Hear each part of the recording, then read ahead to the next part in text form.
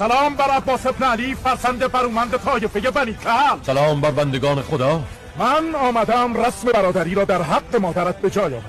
مادرم؟ به یمن ندای رسول خدا زنان و مردان بنی زباب و بنی کلب برادر و خواهر خواندم. من و مادرت ام البنین از این دو طایفه ایم. عبیدالله بر من منت نهاده، برای پسران خواهر خواندم امان نامه داده است. به جان خود بیاندیشید و خیمگاه حسین را ترک کنید. خود را به عذاب افکنده ای پسر ذوالجوشن.